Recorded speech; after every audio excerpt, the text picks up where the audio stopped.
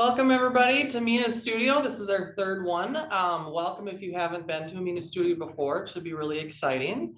I want to introduce myself first. I am Stephanie Toomey, the Director of Customer Success at Pops. I've been here since about January and just love working here and love the team. And then just a little housekeeping. Like always, we're going to go through about a 25 to 30-minute event. Any questions as we go through this, please feel free to include them in the Q&A button down below, and we'll answer them as we finish out with our special guests. So first, the agenda is we will talk with Lonnie and Joel. Joel just got done with his Trans-American journey across from west or east to west coast, just to hear what he loved about it. And then after that, we'll discuss how Mina can also help you manage your diabetes better and the cool questions that she's asking now. And then we have another special guest, Dr. Ariel Levitan, who is with Vous Vitamin, and we'll learn about if you're wasting money on your vitamins or not and what's great for you. So first, let's go through some introductions. I'd like to introduce Lonnie, who's CEO and co-founder of Pops Diabetes. Tell us a little about yourself. Thanks, Stephanie. Yeah, so I am 30 years at Medtronic and now 5 years at Pops. It's been a great journey, and look forward every day to finding out how many more lives we're changing. And so it's really cool. So that's my kind of background. Joel, you want to introduce yourself? I'm Joel. I'm a type 1 diabetic. Been a type 1 diabetic for about 16 years. Me and my girlfriend Lane biked across America this past summer to raise awareness for type 1 diabetes. So wonderful. Awesome. And Ariel, do you want to tell us a little about yourself as well?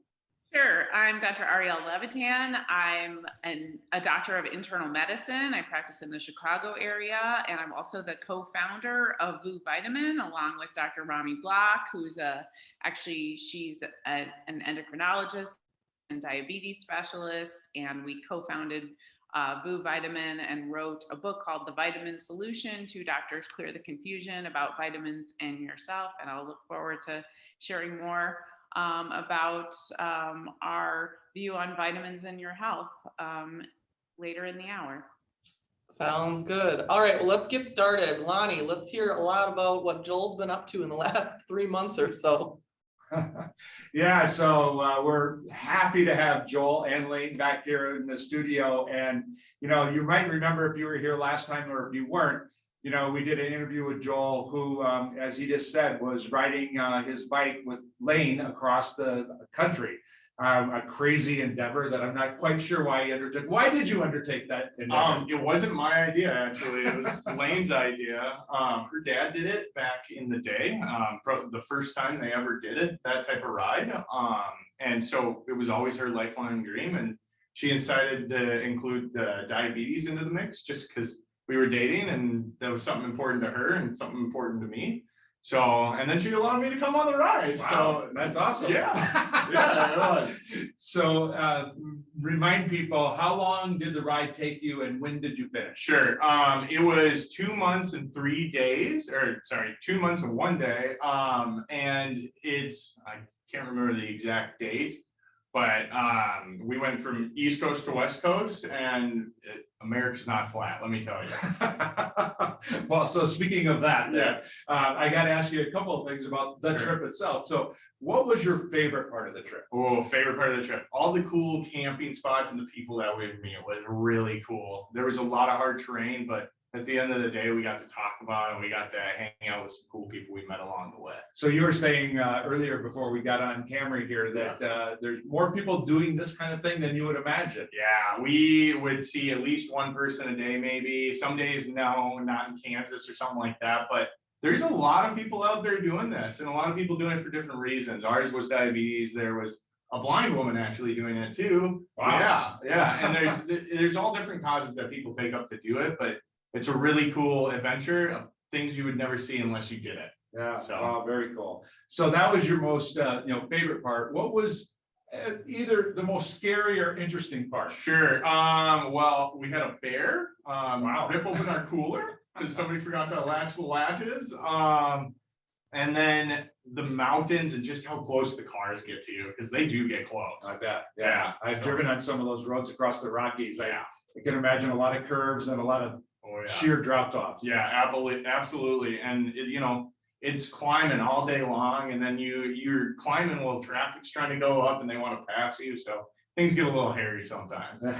Well, I know you had a bigger view of why you did this. You know, Yeah. you were thinking about kind of the kids that you mentor at camp and other people with diabetes, and the fact that you can do this. And obviously you went and proved that with diabetes. But as you think about this now, what impact does this have on your life? Yeah, it shows me that no matter what disease or problem you may have, you can set your mind and you can get it done, and you can do it responsibly and safely. And the whole reason I wanted to do it is to show kids with type 1 diabetes that they can do this. I wanted to show my campers, like, hey, like, even though you have diabetes, it doesn't matter. You can still do the things you want to do. We're told so many times you can't do this, you can't do that. You can. If you set your mind to it and you set up the proper way to do it, you can absolutely do the things that you set your mind to. Yeah, I agree. As a person also living with type 1 diabetes, I don't want anybody telling me I can't do Absolutely. something, right? So Yeah. good for you and showing those people that. So last question for you. So what's the next challenge? Oh, that's a good question. Maybe hike the PCT, maybe do the West Coast biking that. So we'll see. I don't know. Only time will tell. Yeah, okay. Well, you're not done yet. No, not yet. We're still got plenty more to go. Well, thanks for coming back in and sharing kind of some of your stories from the road. It's really great to see you, and congratulations on finishing it. Thank you. Absolutely. Thank you for having us. Absolutely. Back to you, Stephanie. All right, well, that was super exciting to hear about that. And when Joel and Lane first got here, we were asking all kinds of questions, so it's fun to hear about that. Next, we're going to talk about how Mina can help you better manage your diabetes along with the Pops Rebel. So Mina is one that kind of is a tip of encouragement to meet goals, also sets reminders like, did you take your medications today?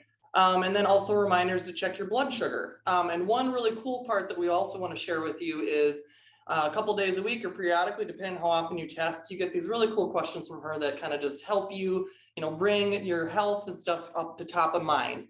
And one example is in this question here, how sure are you about choosing healthy foods? And we kind of give a 1 to I don't know, all the way up 2, 3, 4, 5, where they can scan up to very sure. So once an owner selects that, Mina will say, Mina here, take a look here for healthy food tips. And here's an example of something that, could be a blog article, but here's an example of a video that we partnered with Chef Marshall O'Brien as far as how to, healthy food tips and how to, what to eat, what not to eat. Hi, Chef Marshall O'Brien. You know you need to do something, but you're not sure what that should be or how to get started. First, start by learning that nourishing is different than eating. You can eat to live, or you can nourish to thrive. Nourishing involves eating the foods that help us perform and feel our best. Often what we think of as eating involves consuming foods that actually work against us. These poor choices will put us on a blood sugar roller coaster. And if we're always on that blood sugar roller coaster, it will affect our performance on a daily basis, and it will eventually create health problems. To get started, I want you to focus on getting 3 types of food into your life and minimize or avoid 4 types of foods. It really does sound that easy, doesn't it? Number 1, lean protein. That includes lean meats, fish, seafood, dairy products like eggs, yogurt, cheese, to plant-based protein like beans, nuts, seed, soy, and tofu, just to name a few things. Number 2, slow carbohydrates. These are fiber-rich foods. Think vegetables, fruits, and whole grains. And number 3, healthy fats. Think avocados, olives, olive oils, walnuts, almonds, for example. There's many options in these 3 areas. Now, there's definitely foods to avoid. I mentioned 4 things, just 4 things. Number 1, added sugar. You're gonna find this in many processed convenience foods, drive-through foods, ultra-processed foods. Number 2, bad fats. Highly refined vegetable oils and man-made fats, trans fats, partially hydrogenated fats. Again, you're gonna find these in the packaged foods, the shelf-stable foods, convenience foods, fast foods, that sort of thing. Number 3, fast carbohydrates. These are the opposite of slow carbohydrates. They have no fiber, so they spike your blood sugar and crash you. And number 4, excess preservatives. This includes the chemicals that make the food taste, smell, or look a certain way, specifically when they've highly manipulated it to look like something that was a natural thing to begin with, and now it's not so natural. Notice we want you to start eating more real food and minimize or avoid packaged processed foods. It really is that simple. When you nourish your body and not just feed it, you will love the way you feel. You can learn more at chefmarshallobrien.com. Such fun tips from Chef Marshall O'Brien. We sure learn a lot from him. He's actually a local chef. His energy is amazing. And speaking of Mina's questions, another one that she's going to be starting asking is, are you taking the right vitamins? And we're really excited to announce a partnership with Vous Vitamin, where Dr. Ariel is a part of, and I'm going to turn it over to her to talk about what vitamins are right for you. Hi, thanks so much. So I'm going to share my screen here. Okay. Hopefully you can see that. So again, I'm Dr. Ariel Levitan. I'm one of the co-founders of Vous Vitamin. Vous Vitamin is a personalized multivitamin company.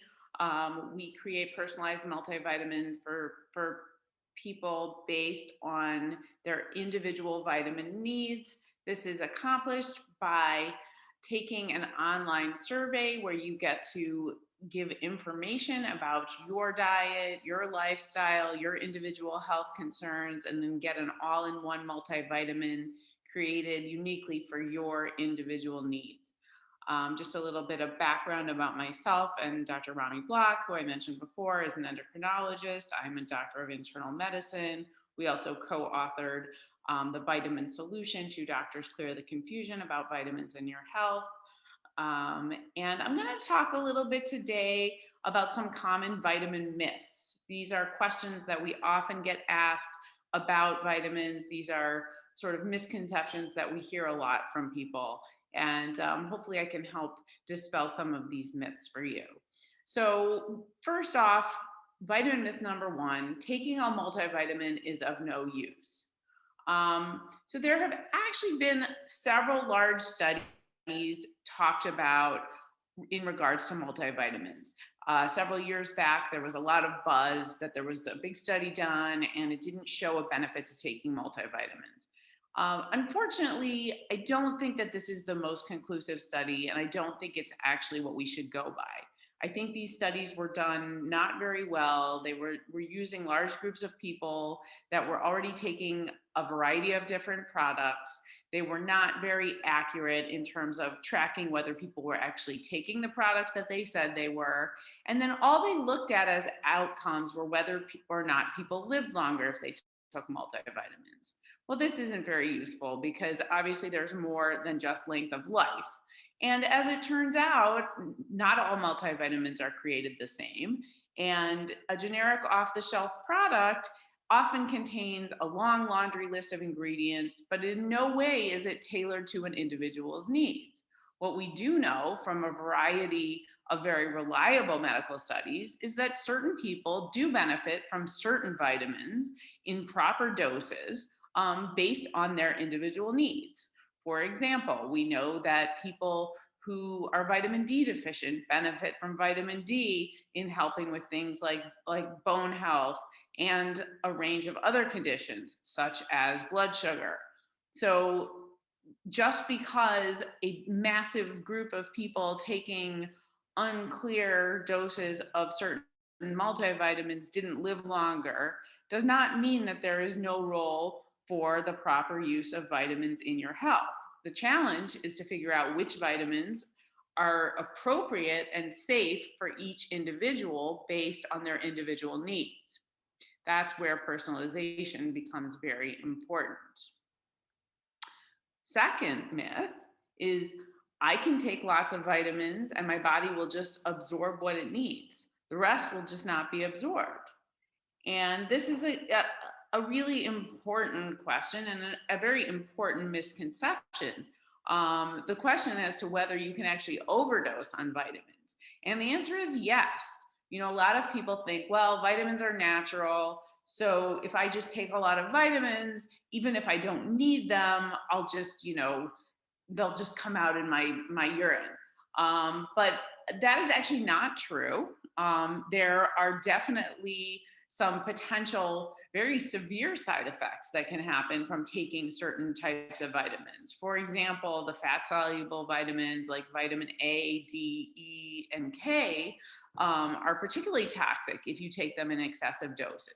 And they can actually stay with you. They build up in your fat cells, and they can cause a great deal of toxicity, including even things as severe as coma, liver failure, etc. And this is the case with many different vitamin products, that there is potential for significant toxicity if taken in the wrong doses or if you're taking unsafe supplements. So it's very important when you're considering what vitamins to take that you not only look at the actual products themselves to make sure that they're good quality, safe products, but also to make sure that the dosing is appropriate for your needs and for your medical conditions and any potential medications you might be taking where there could be interactions. It's important when you think about the safety of the product that you also look for some sort of certification, because vitamins are not regulated by the FDA like prescription medications are. So unfortunately, their manufacturing is not always as safe as we would like it to be. And going with a reputable manufacturer and looking for a certification such as USP or GMP on the label is one way to try to make sure you are getting a pure and high quality product. Moving on to vitamin myth number 3, all brands of vitamins are equivalent. If they are sold in the store, they must be safe. And this, again, comes back to the safety issue. What have analyses of off-the-shelf brands shown us about safety? Well, as I mentioned before, there is no FDA regulation of these products. So unfortunately, there are manufacturers out there who put different additives, either intentionally or not intentionally, into their products. And this can be quite unsafe. When they've done analyses of different off-the-shelf products, especially those that are sort of touted to promote energy, weight loss, or sometimes help with virility, often these products contain contaminants or additives that can be quite dangerous, such as stimulants, other prescription type drugs or chemicals that have been put in the products. And this is particularly an issue with herbal products. So it is incredibly important that we know what we're taking and what we're putting into our bodies. And unfortunately, what the bottle says is not always what the bottle contains. Therefore, looking for those proper seals, such as GMP, USP certification is one way. And again, just finding a very reputable manufacturer is important. Vitamin myth number 4. My doctor will tell me what vitamins I should take. And as a physician, I completely empathize with this issue because physicians have so many things to cover in our visits with our patients. And unfortunately, vitamins do not always make the top of the list because, as you all probably are aware, when you're there for a checkup or for any routine visit, there are many things to discuss. And unfortunately, sometimes vitamins fall to the bottom of the list. But that does not mean that the physician does not think that vitamins can and should be an important part of your health regimen.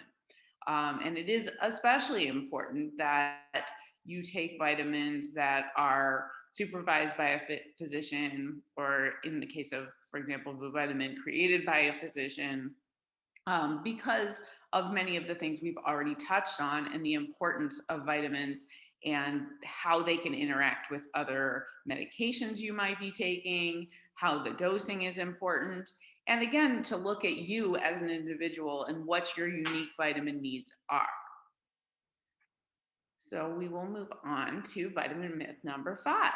If I eat a healthful diet, I probably do not need any vitamins.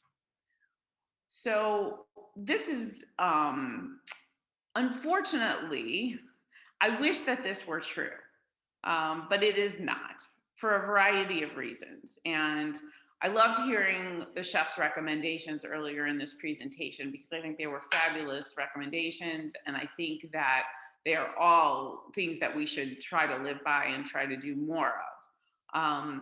Unfortunately, though, even under ideal circumstances, when we are doing our very best to eat a healthy diet, we do not often get all of the vitamins that we need. And this is for a variety of reasons. Part of this is because, unfortunately, our food supply is not as full of nutrients as it once was. There's been lots of demineralization of the soil due to various farming practices over the years, and our fruits and vegetables just don't contain the nutrients that they once did. So that's part of it. But it's also very hard to get all the nutrients you need, even when you're trying your hardest to eat healthily. For example, somebody who may be eating a Mediterranean style diet may not be eating very much red meat, which can be great from a heart health standpoint. However, it may cause certain deficiencies, such as iron deficiency, because it's very hard to get iron from other foods.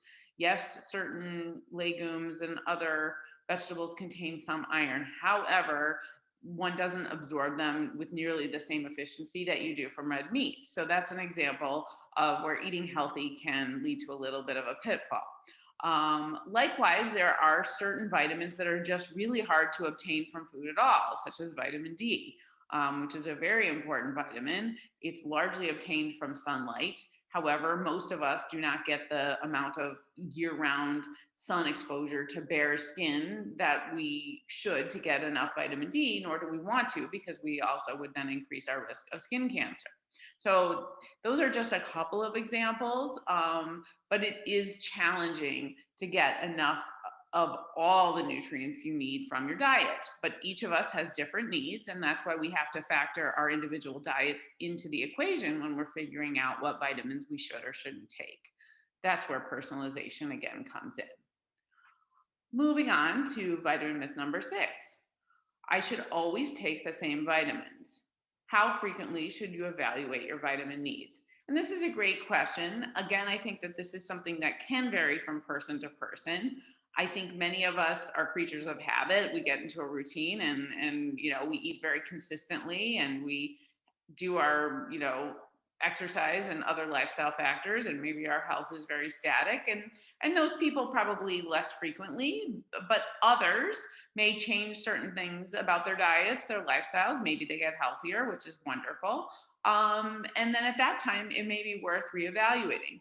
Generally speaking, for our Vous Vitamin customers, we recommend that they consider retaking their vitamin survey about once a year, just to check in and make sure that nothing has changed with their health and with their habits that might prompt a change in their vitamin needs. And certainly, various other changes could impact your vitamin needs, such as a change in medication or diagnosis of a new condition. So those are all things to be considered.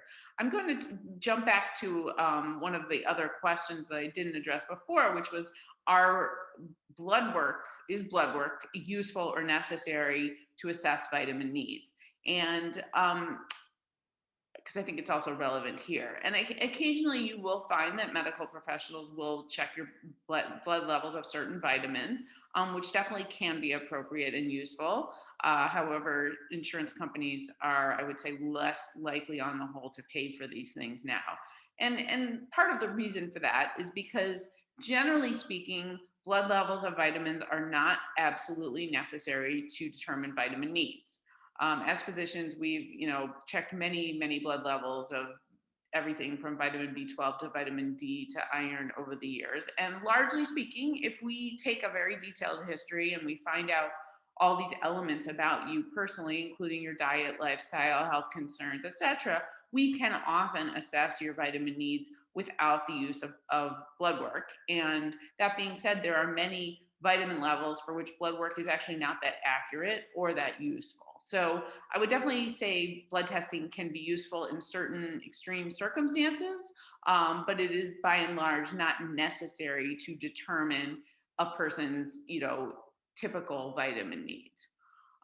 So on that note, I am going to try to wrap up here and leave some time for questions.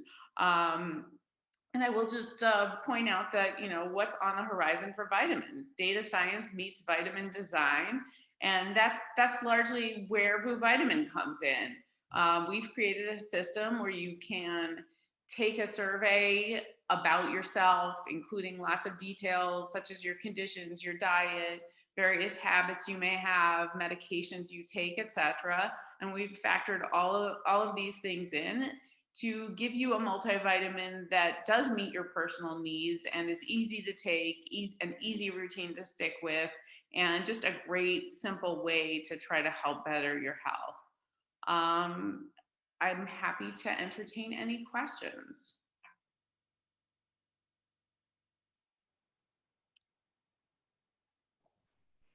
Yeah, let's open it up to Q&A in general. We've got a couple of them here, actually. First one is for you, Dr. Ariel. Can vitamins help people with diabetes? So yeah, I think vitamins can definitely play an important role in somebody's health who has diabetes. I would never tell you that, take X, Y, and Z vitamin and it's going to magically cure your diabetes. However, I definitely think that they can play a useful role, and some more than others. One vitamin, for example, that I often think of in diabetics is vitamin B12, because B12 deficiency is very common with certain medications in diabetics, especially type 2 diabetics who take something called metformin, or often take metformin. Over years, metformin is associated with a B12 deficiency. And so that's something that we like to keep in mind when we're creating a vitamin formulation for somebody in terms of their needs. They often can benefit from B12. The other reason B12 can often play a level with diabetics is because neuropathy, which can be associated, with poorly controlled diabetes or diabetes in general, is also often associated with B12 deficiency. So there is some interplay there. And then there are a variety of other vitamins that sort of overlap with diabetes and its conditions. For example, vitamin D, which I know I touched on a number of times, is also known to actually correlate with blood sugar. People who have normal vitamin D levels are more likely to have better blood sugar control. So it's an important one to address. And as I mentioned, many people are vitamin D deficient if they don't take a supplement. So those are a few examples of overlap between diabetes and vitamin D, and vitamins in general. And there are a number of others as well. But again, it's often, not all diabetics are the same. And I think that's an important thing to acknowledge. So we look at the whole person, and diabetes is certainly one component of their health and their makeup, and what determines what vitamins they should or shouldn't be taking. Sure, that is great. We've got a couple more questions here just in general. Joel, based on what you've learned about diabetes, what would you tell kids trying to manage theirs as type 1? Yeah, I would say just really focusing on your numbers, making sure that you're testing multiple times a day, and know your activity level. Like I figured out on bike ride, after I bike for 2 hours, I get a low blood sugar. So how do I manage that to keep my blood sugar normal all day long? Just learning the little tips and tricks and the things that you do in your everyday life that can help you out with that. So just focusing on it. Great. We've got another one here. We love the concept of Vu Vitamin, but we do have a question here. What over-the-counter brands are good to consider for vitamins? So it's challenging for me to recommend that.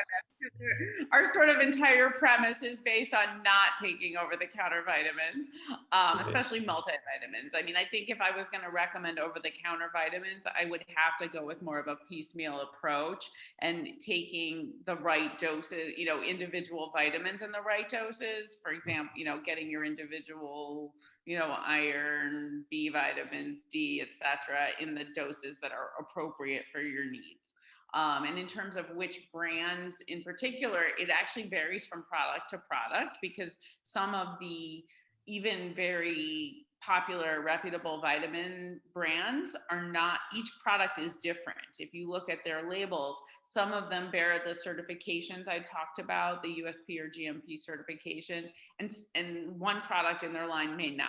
So you have to really look at each individual product. And unfortunately, you may end up then with like a handful of pills, which is something we try to avoid, which was, Right. again, part of our philosophy at Vous Vitamin is to make it simple and keep it in 1 or 2 pills a day. Oh, awesome. Very cool. We've got one last question that's actually for me, the host. It says, how does Mina help me manage, actually maintain my blood sugar? And I am not currently diabetic. However, I've had gestational twice, but I use it on a semi-regular basis, just checking in. But what I've really found with, that's a huge diet piece when it comes to gestational. And I've kind of maintained that healthy living style as much as I possibly can when not having it. So it's just kind of keeping that state of mind and healthy eating plus, checking blood sugars. And I'm going to check out the survey for Vu Vitamin because I'm not currently on anything major. So any other questions at all? I think that's what we're got going on, wrapping up right now. Awesome. So as you leave the event, a short survey is going to pop up. It's like 1 or 2 questions total. We would love to hear from you what you'd like to see at the next Mina Studio later this fall. And again, thank you so much for joining us. Thank you to our special guests that are here. It was great to check in. It was great to learn about a really integrated Vu Vitamin, whole entire company in general. So we hope you learned a lot because we did. And we will see you next time.